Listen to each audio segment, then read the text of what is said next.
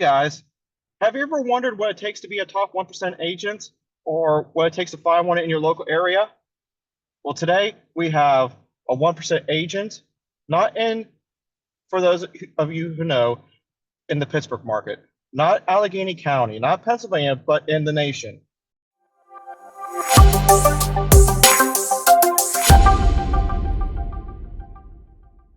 So here we are introducing Beth Traverso. Thank you so much for joining us. Hi, Jack. Thanks so much for having me here. It's really a pleasure. And I'm coming from you, for those that wonder, from the Seattle area is where I'm based out of. And I'm an investor and an agent, so I'm kind of the rare combo of both of those things. I've been doing both for a very long time. So with that said, did you want to talk about like how you started off and like where you began and what got you into real estate? Sure. So I'm one of the rare agents that never really had a career per se before going into real estate. There's a lot of people come to real estate from somewhere else. But for me, I was kind of drifting a little bit aimless. After I graduated high school, I didn't know what I wanted to do, didn't go to college, wasn't sure what I wanted to do. And then eventually just kind of fell in. So I ended up, very long story short, I purchased my first home in the Seattle area in 1995. And yes, I'm old. And because even back then, people were talking about how it was getting out of reach for typical people, and you can't get in, and no, we're never going to be able to buy a house. It's funny this how that dialogue just never changes. But I found a way to purchase a home. It was a fixer home. It was what we now call a house hack. Back then, it was just there's a roommate. I made an apartment in the basement and rented that out to make my housing affordable, etc. It was a dump, and but I was okay with that because it was my dump and it was a source of pride, and I fixed it up and made it better. And I was so excited about that I wanted to share that with other people. It's like I'm just a regular person. I was working as a banquet waiter at the time. Like I found a way to do this, and I was very excited about it, wanted to get the word out. And my dad had suggested to me, like, why don't you go into real estate? I think you'd be really good at that. And so I ended up getting my license and started helping my friends purchase their first homes too. And some of them were investors as well, kind of like budding investors, sort of like me. And I connected with a good friend and business partner around the year 2000 or so, and he was an investor as well. And what he would do is go up to Alaska and fish in the Bering Sea, kind of like you see on those reality shows now, make a bunch of money, working on the boat, I don't know what you would get, 50 grand or something like that, a lot of money. Come back down, buy a rental house, rent the rooms out to all of his dude friends, make money, and then go up the next year, do the same thing and repeat the cycle. So it's by keeping your overhead low, house hacking, finding a way to get bigger chunks of money and then investing that money. And that's a lot of those principles are very solid. And so being around that, every day helped me see, oh, maybe I can do this too. So I mean, obviously I didn't go fishing in the Bering Sea, but I did. But if I got a commission check, I remember my first like decent year in real estate, I was like, wow, this is some good money. And my good friend John, he said, don't buy stupid shit, like buy a house, don't blow that money, you buy a house and then blow whatever else after that if you want to, but you gotta buy a house. So I bought my first strictly rental property in 2002 in the Seattle area. And that's kind of what got me off to the races. And then right around that time too, I met my now husband, and he was of a similar mind where he had a house, his starter house, and then that he lived in and house hacked, and then bought another house that he was doing the same thing. And so we both kind of had a similar thing going, and then we combined forces, me being a realtor, him being a contractor, and then I wouldn't say it just blew up from there because it was very methodical. It was just like one, we'd buy a rental house and then a few years later buy another one, and just kind of that slow, methodical growth. And then you look up after 10 years or so and it's like, wow, what have we done here? And then you see cash flow coming in, the appreciation happening.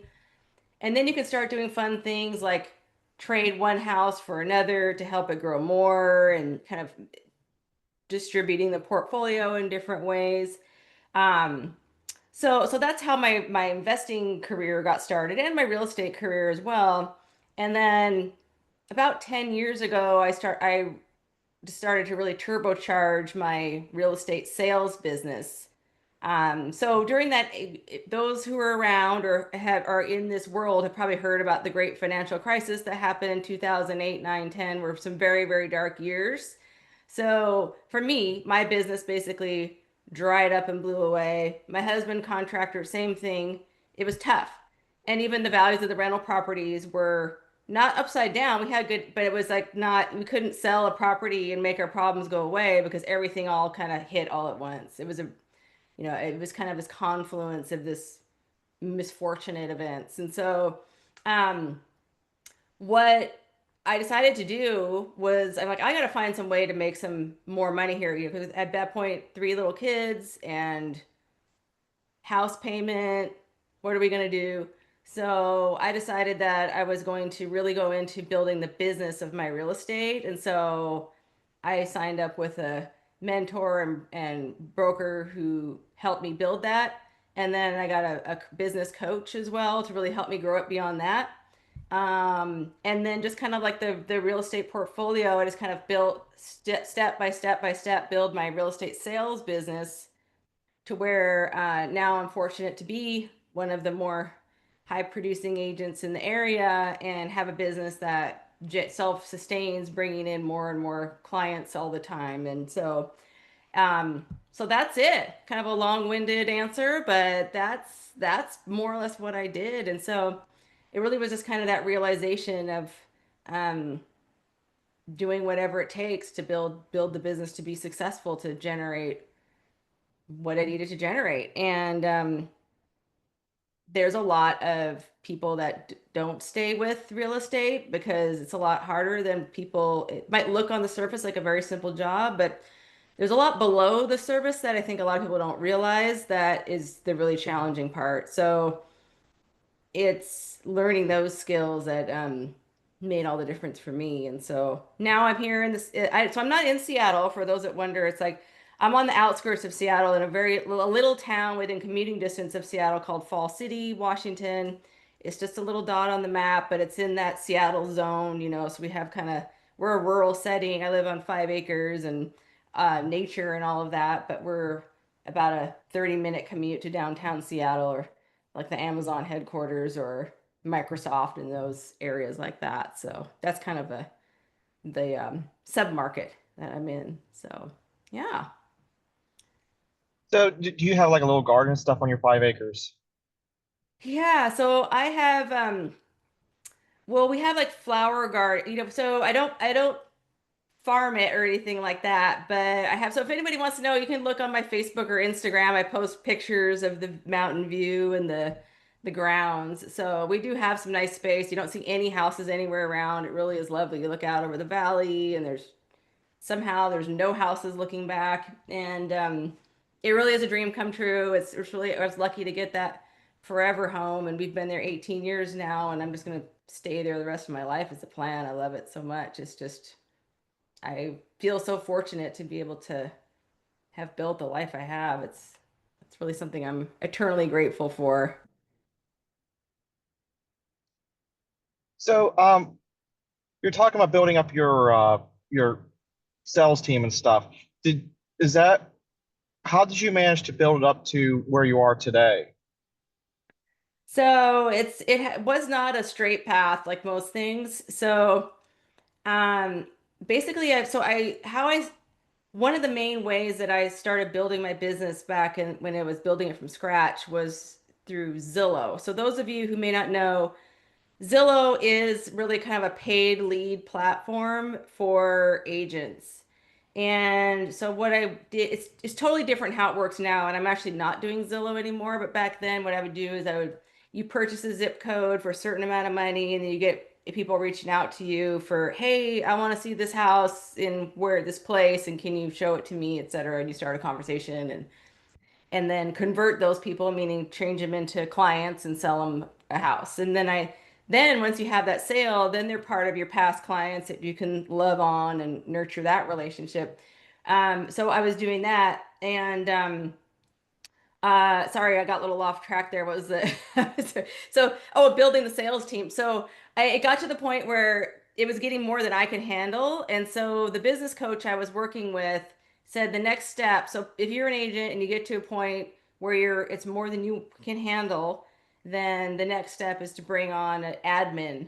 So somebody to handle all the paperwork tasks and the computer stuff, because that's not the dollar making activity. The dollar making activity is meeting people and going on appointments, negotiating deals, and finding new clients. Like those are the things that are the money making activities. And so the rest of it's just busy work, and there's a lot of it, especially if you're in a state like Mhm. Washington where it's like, dozens of pages in a contract and tons of all this compliance stuff we have to do. So it's hiring somebody to do that.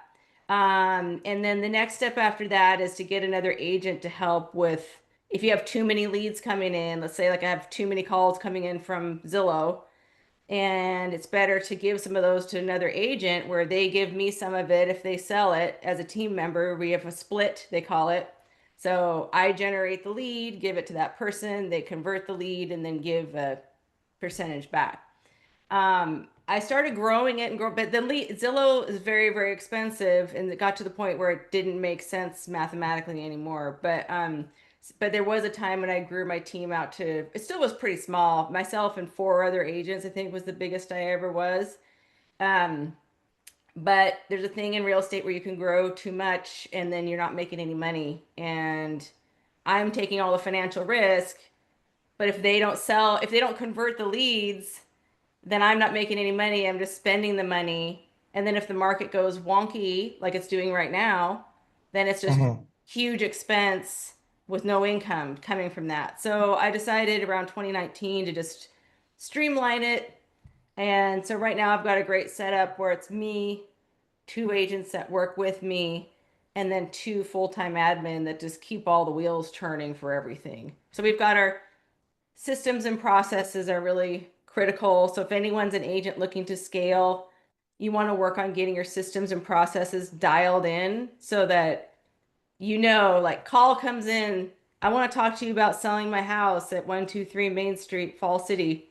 Great. You have the conversation, set the appointment, and you know exactly here's all the stuff we pull together. Here's what we do at the appointment. Here's how we set up the next appointment. We got the listing agreement. Here's what happens. And it just follows through this system and checklist where I send it to the admin team. They run it all through. Everyone has their defined roles. It takes years to build all this stuff out, but once you do it, it makes it so I'm capable of producing more because I've delegated the right people to do everything that's not required of me, and everybody knows exactly what to do. So, because I'm a stickler about quality and making sure everything's done exactly right. And so that's a way we can do that is by having those processes dialed in. But um, the main thing really for keeping a successful real estate business is you have to figure out how to generate the business in the first place.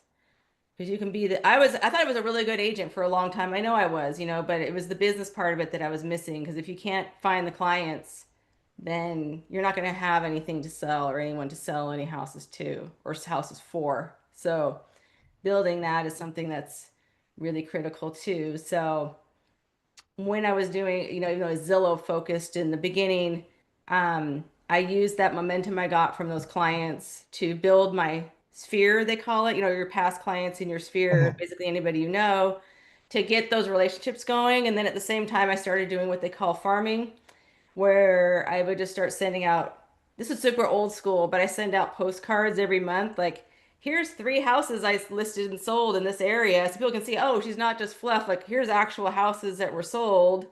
And there's a mess call to action on there, like start your next chapter, call, we're here to take care of this part so you can focus on your next chapter and all that stuff. And so um I've been sending that out every month for at least 10 years, and now it's generated this, it started at like 500 cards, and now it's about 9,000 or so go out every month. And it's crazy how everybody knows it and sees it. And they reach out to me.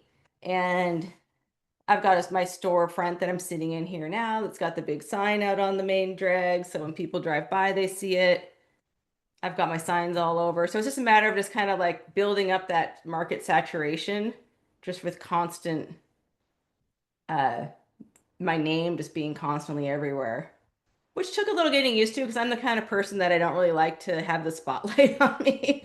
I'm not an attention seeker as much as, some people might find that hard to believe, but I'm really not. It took some pushing outside my comfort zone to do that because that's not my nature. I just kind of tend to want to hide in the background. So, but you can't do that in this So, business. You got to be out there. So, so you brought up something that I've always said about this area, and I think it's funny because you kind of said it without saying it about Pittsburgh directly, is that we're stuck in like a weird era where like we have a lot of like elderly population here. So like a lot of the stuff that worked back in like the 80s, for example, or like the 90s and stuff, they're still doing here. Like for example, you mentioned the postcards and like the flyers and all that stuff. They're still doing that stuff here, and it's still it still works more than even like so when I was running a landscaping business, we got more leads off of billboards than anything else. it's amazing. I believe it. And it really, really is impactful because, and it costs some money. And but I think that's where you can really differentiate yourself because I think a lot of people, whether you're a real estate investor, landscaper, real estate agent, like most people aren't really doing any marketing. They're just waiting for business Mhm. to come fall in their lap. Deals, if you're an investor, just fall in your lap. But if you get out there and be the person that's known, like, hey, this is the person that's buying the fixers. This is the person that's doing this landscaping or selling houses. Like if you can get that brand recognition, it takes a lot of repetition of seeing it. Like I realize that probably at least 90% of my postcards, they look at it. I hope they at least look at it and go, because people are always curious about what their neighbors' houses are selling for. Like, what's that? And then they just toss it in the recycle or whatever. But every month there's another one, another one, another one. And it has, for me, I worked on doing some branding too. So it's a very distinctive branding look where you don't have to look too hard to see the name or who it is. It's just like, boom, very consistent. They know exactly what it is. And so, yeah, it's funny how the old school postcards are extremely effective. They cost money, I think it's about probably Yeah. $6,000, $7,000. And it's a little bit less than $1 for each one that goes out, every month. So that's a lot. But Zillow cost me a lot more than that. At the peak, I was spending $23,000 a month on Zillow, which is insane. I mean, if the Wow. math works, it's worth it. If it's bringing in 100,000, then it's worth it to spend the 23. But then when it stopped doing that, because they changed how they operate, just it wasn't working anymore. Um, no longer made sense. But thankfully, the money what I would say is for anyone who's an agent or an investor too, if you're working on doing flips or whatever, but just like save as much as you can to get you through the lean times and also invest some of that in your building your business too, because you're going to need it, and you never know, especially if you're dependent on a certain lead source, like the Zillow could go away. Like Zillow, if I was still working with the Zillow, they could decide to pull my account if they wanted to. And then what are you going to do if you have a whole team that's reliant on that and then they pull that?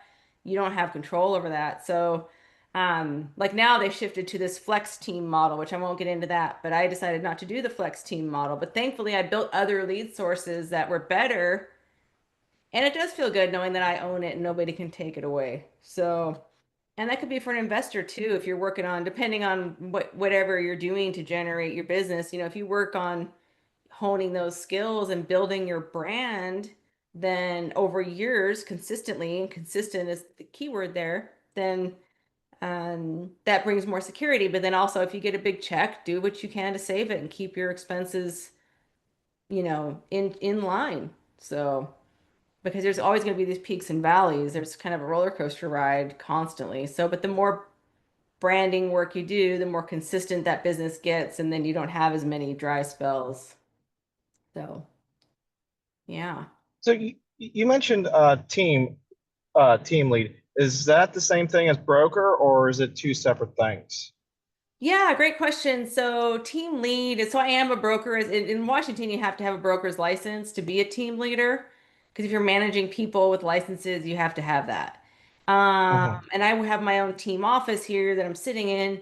But I on purpose don't have my own brokerage because I don't want to deal with all the Department of Licensing compliance stuff. I mean, we do that, but I don't want to do it to the level that they do. So I work under Keller Williams is the bigger brokerage. So I'm like the best Traverso group, Keller Williams East Side. So Keller Williams is the broker. But people kind of like Okay. people sometimes like don't understand that. Like, well, I run my own team office here, but I work under the bigger umbrella of Keller Williams. So, but if I wanted to, I could get my own brokerage license and just be independent. So it's similar but different. It's more just about what I want to spend my time doing. I just want to spend my time doing my thing, selling houses and working with my team rather than manage an office. I don't want to manage an office. Oh, but what's the fun in that? I know. Yeah. Yeah. I like to get out there. I don't really like to be in the office. I like to be out in the field, you know. It's more fun.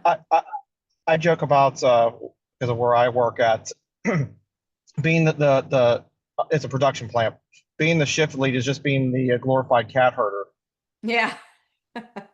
Yeah, I can relate to that for sure. There's a lot of cat herding that I do too. I'm sure you must do a lot of that as well. So, yeah. Um, There's some better days than others. yeah, without a doubt. So, for those that are watching this and they're in the Pittsburgh market, you obviously don't service Pittsburgh because it's what I don't know. Marco Shear's 3,000, so what, you're probably in the 2,000s miles away. At So least 2,000 miles away. yeah. So how would you recommend they try and find a top 1% agent in this area? So I do a lot of matchmaking. So for example, I just had some clients here reach out for they needed an agent in a specific part of Massachusetts. And so what I did was I tap into my network. So I have a few ways that I vet people. And I will say one of them's kind of more just between agents, and so I'll leave that one out. But what I do, one of the ways I do it is I look them up online. If you're an agent who's got your act together, you should be Googleable and somebody should be able to see what you're doing in your production. So if you're visible out there, then you won't get my referral. So you want to make sure it's somebody who has reviews and you can see their track record. And so there actually is a great website for that. One of the ones that hasn't been a big one until lately, but homes.com.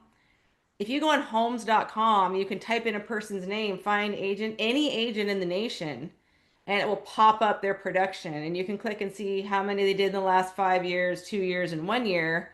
And you can look at the map for where they sold, and you can see what types of houses they sold, what price point, how many they sold. And you can read their bio and see a little bit about who they are. Um, and get an idea about if it seems like it's a fit, if it seems like somebody who has investor experience. I think that's really important. There aren't that many agents out there that really understand real estate investing. It's small. It's kind of shocking how few real estate agents really know anything about investing.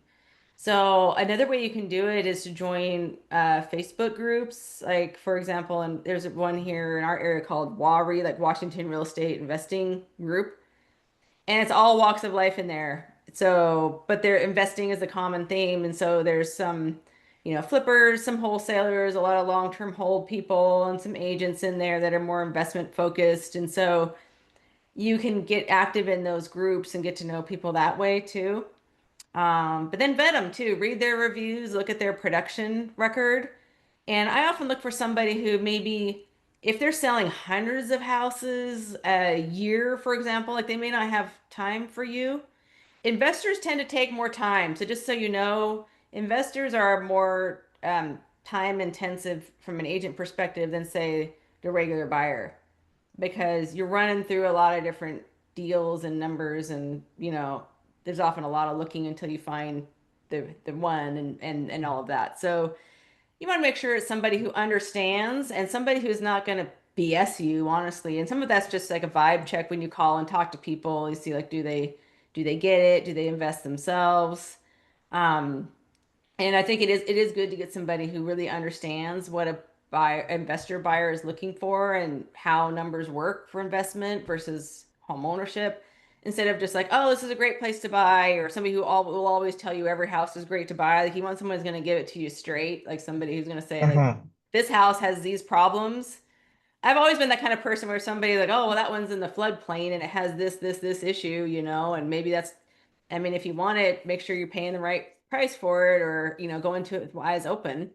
But some people aren't going to tell you that if they're just more sales focused. So, and that's just the you can tell that just when you're working with somebody and sometimes it takes a little bit of trial and error to see um, how they operate and how skilled they are and what their people skills are. And the best ones too will also they'll be able to connect you to different contractors or vendors to say, oh, you need this roof redone. Here's my roofer. We'll do a good job for you. Or here's somebody that can, redo that galvanized plumbing or whatever the case may be in an older home.